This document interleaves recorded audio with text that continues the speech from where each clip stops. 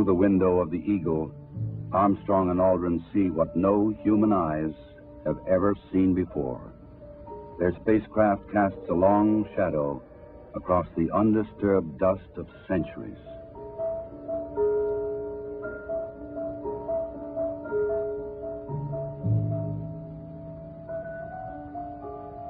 Seven hours after landing, after careful preparations for later ascent were completed, Armstrong opens the Eagle hatch and begins his climb down to the surface.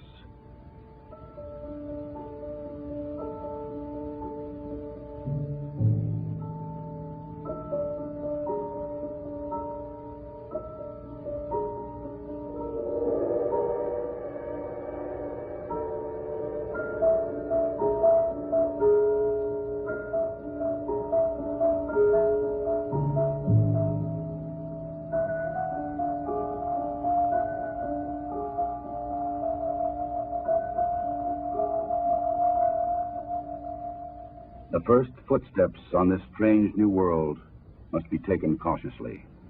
The moon has only 1/6 the gravity of Earth. The nature of its surface was still unknown. I'm going to step off the limb now. That's one small step for man, one giant leap for mankind.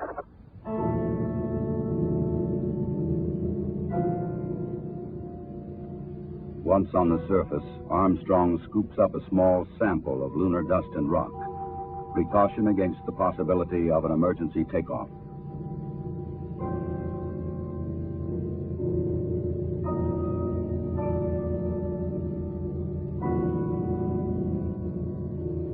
According to plan, astronaut Aldrin now descends from the Eagle. He and his equipment would weigh 383 pounds on Earth. Here, they weigh about 66 pounds.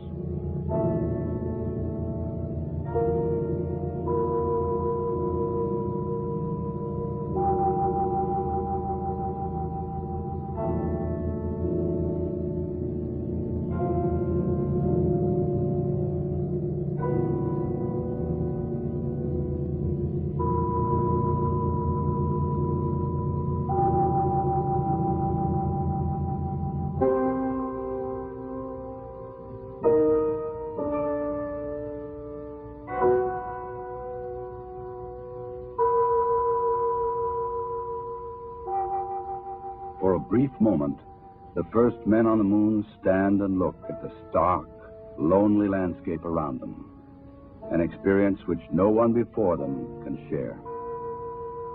But there is much to be done in the limited time which they can stay on this airless, cloudless satellite of Earth. This sheet of metal foil traps and holds particles from the sun, the so-called solar wind, or barrage of solar energy, which constantly strikes the moon's surface. Results of this experiment will be taken back to Earth to reveal new secrets to anxious scientists.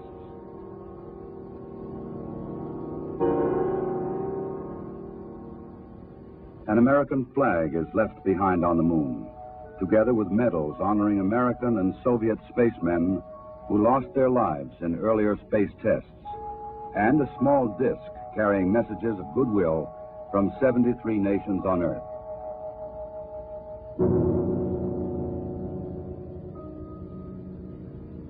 A plaque on the lunar module reads, "Here, men from the planet Earth first set foot upon the moon, July 1969 AD. We came in peace for all mankind." Through a specially made television camera, viewers in many nations on Earth were able to watch the astronauts as they walked and worked on the moon. Despite the bulky spacesuits and the backpacks containing oxygen, temperature control, and communications equipment, the Apollo 11 crew found they could move easily about the surface.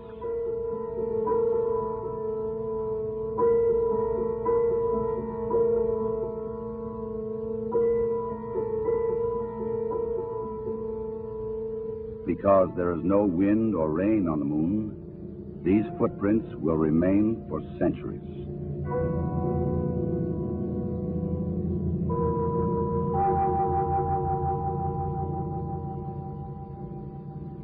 In addition to collecting rock and soil samples, the explorers leave behind a seismometer. This highly sensitive device would send back valuable information on external meteoroid impacts, as well as internal lunar movements.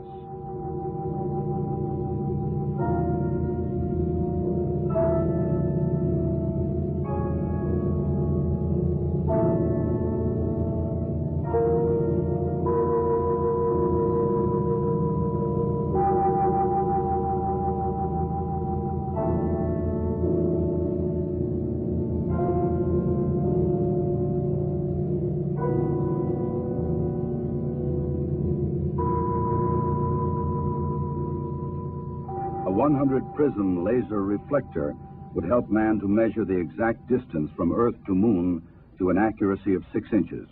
These were the first of many experiments which will be taken to the Moon to provide man continuing and increasing knowledge about the Moon and the vastness of space beyond. After 2 hours and 31 minutes, the first lunar explorers had completed their research on the Moon. A night of rest in the lunar module, countdown preparations, and they were ready to come home. Tranquility Base, Houston. Guidance recommendation is pings, and you're cleared for takeoff. Roger, understand. We're number 1